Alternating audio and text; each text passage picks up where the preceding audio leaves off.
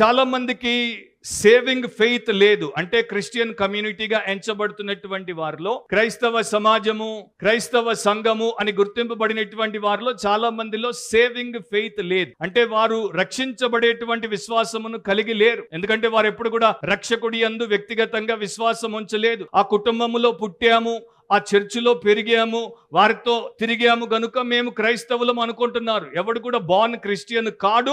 ప్రతి ఒక్కడు Born again అయినప్పుడే క్రిస్టియన్ అవుతాడు. రెండవది, వారికి సర్వింగ్ ఫెయిత్ లేదు. సేవింగ్ ఫెయిత్ ఉన్నవారిలో కూడా చాలా మంది నిమ్మకు నీరెత్తినట్టు అలా ఎక్కడుంటే అక్కడే కూలబడి ఉంటారు. ఎక్కడేసిన గొంగలు అక్కలే పడున్నట్లు వారు పడుంటారు. వారి విశ్వాసాన్ని వారు వినియోగించరు. మన చేతుల్ని మనం వినియోగించకపోతే మన కండరాలు బలహీనమైపోయి అట్రోఫీ అనేటువంటి రోగం వచ్చి మనం ఒక రోజున చేతులను వాడలేని స్థితిలోనికి వచ్చేస్తాం. సో విశ్వాసం కూడా మనము పొందుకున్న తర్వాత దాన్ని వినియోగించకపోతే, ఫెయిత్ని ఎక్సర్సైజ్ చేయకపోతే, అది మసిల్ అపాన్ మసిల్, కండరం మీద కండరాన్ని పెంచుకోకపోతే మనము చేతులు ఉడిగినటువంటి వారముగా డీలా మరి లూజ్ క్రిస్టియన్ లైఫ్ జీవించాల్సి వస్తుంది.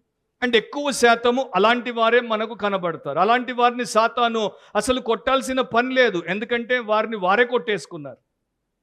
సో చాలామంది క్రైస్తవులు విశ్వాసులుగా ఎంచబడేటువంటి వారు విశ్వాసం ఎట్లా ఉంటుందంటే, వారికి ప్రాస్పెరిటీ ఉన్నప్పుడు, అభివృద్ధి ఉన్నప్పుడు విశ్వాసంలో వారు ముందున్నట్టు ఉంటారు. ప్లెంటీ, వారికి కావలసినవన్నీ సమృద్ధిగా ఉంటే వారు విశ్వాసంలో ఉన్నట్టు, పీస్ఫుల్గా ఉంటే వారు దేవుడి సంబంధులుగా కనపడతారు. కానీ ఎప్పుడైతే వారి జీవితంలోనికి ఒక విపత్తు రానివ్వండి, ఒక ఉపద్రవాన్ని రానివ్వండి, ఒక నష్టాన్ని రానివ్వండి, పరీక్షలో ఫెయిల్ అవ్వనివ్వండి, ఉద్యోగము సడన్గా అట్లా పోనివ్వండి, అనారోగ్యం రానివ్వండి, అకస్మాత్తుగా ఫ్యామిలీలో ఎవరినైనా చనిపోనివ్వండి, ఎవరైనా వారి మీద ఏదైనా నిందను మోపనివ్వండి, ఎక్కడైనా వారికి ఏదైనా యాక్సిడెంట్ని జరగనివ్వండి, వీరు బెంబేలెత్తిపోయినంతగా ఇంకెవ్వడు బెంబేలెత్తిపోడు.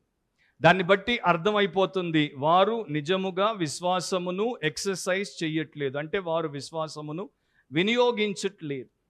అమెరికా దేశంలో ఒక నేషన్ వైడ్ పోల్ చేశారు. ఆ పోల్లో, అంటే సర్వేలో, వారు దేవుడి యందు మీకు విశ్వాసం ఉందా అన్న ప్రశ్న వేస్తే 95% మంది మేము దేవుడి యందు విశ్వాసము కలవారము అని చెప్పారు.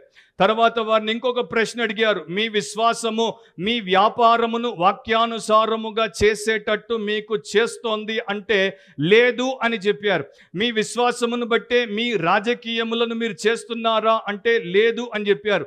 మీ విశ్వాసమును బట్టే మీ దైనందిన జీవితంలో ప్రతి విషయాన్ని మీరు జరిపిస్తున్నారు అంటే లేదు అన్నారు.